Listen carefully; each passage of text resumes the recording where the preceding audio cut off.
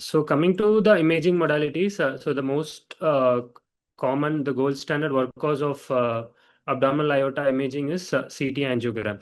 So CT angiogram, as you know, it gives a very good spatial resolution, and usually we acquire an abdominal aorta angio using threshold technique, where once the contrast is injected, we keep a ROI at the descending thoracic aorta, and HU of 80 to 100 HU is what is commonly used. And once it reaches, the scan starts after a delay of 5 to 6 seconds.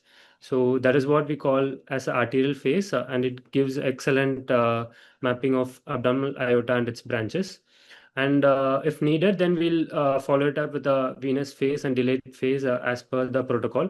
So the main disadvantage with CT angiogram is radiation exposure. So one is the radiation exposure, and the second one is contrast toxicity. So as you know, we use non-ionic iodinated contrast. There is a risk of contrast-induced nephropathy.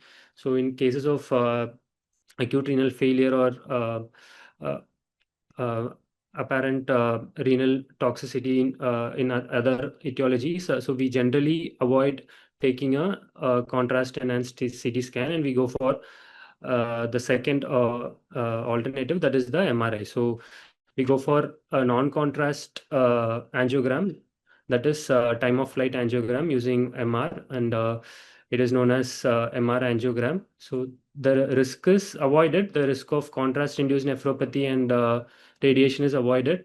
But the main disadvantage with MR angiogram is it has a poor spatial resolution compared to CT, and in a lot of cases, it might overestimate and underestimate the measurement that we need for further interventions, if any. So one good advantage of MR angiogram is we can also see the soft tissue. So it has a good soft tissue resolution at the disadvantage of poor spatial resolution.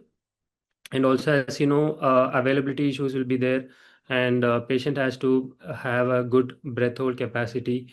And in cases of long acquisition protocol, there might be a lot of artifacts that might coming up. So these two are the diagnostic workhorse, CT angiogram and MR angiogram.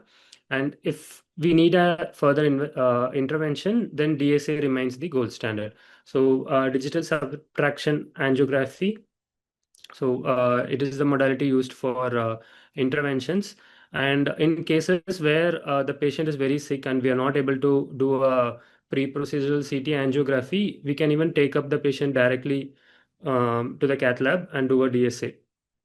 So the first run that we'll be doing will be a diagnostic run. So what we generally use is like we use a non-selective multi-hole catheter like a Pigtail catheter, so that we have a high rate of contrast injection. So usually the injection rate is around 20 to 25 ml per second, and a contrast amount of 50 to 60 ml is what is injected, keeping the pigtail in aorta. So we use a Pigtail catheter, and we take a angiographic run of abdominal aorta to look for the branches and if any pathologies are seen, and then we plan accordingly. So that is the use of DSA, both diagnostic and therapeutic.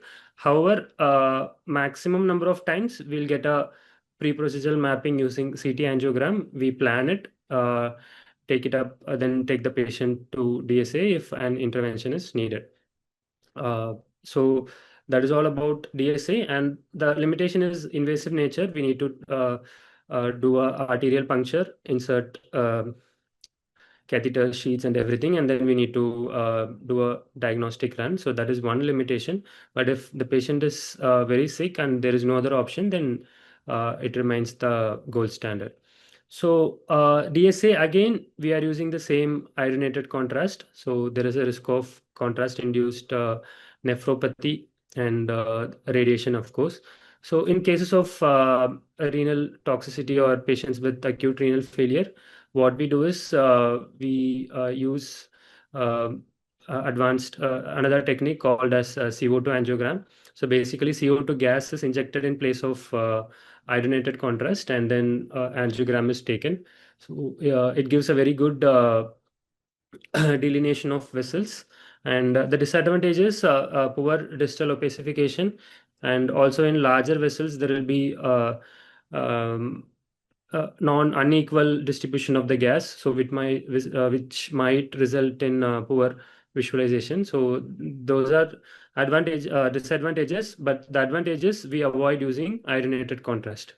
So generally what we can do is we can minimize the use of iodinated contrast. You can use only where it is needed, depending upon the risk benefit ratio. And in all other places, you can use a CO2 angiogram. So you can do a hybrid technique. And people even use 90% CO2 angiogram for all the mapping and interventions. And initial and the final run, they take using iodinated contrast, which reduces the risk of CIN, contrast-induced nephropathy. So that's all about imaging modalities. So now let's go into the topic proper.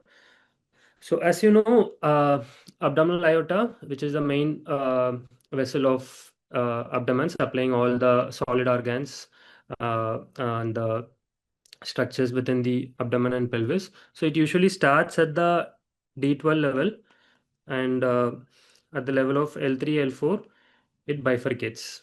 Okay, so this is the normal extent of abdominal aorta, cranial to caudal, and it gives multiple branches. So the general diameter of abdominal aorta starts from 2 to 2.5 centimeter, and then it tapers as it goes caudally, and then it bifurcates. So it generally starts at 2 to 2.5 and then goes till 1 to 1.5 centimeter, depending upon the age, sex, and everything. So that is the normal extent and the diameter.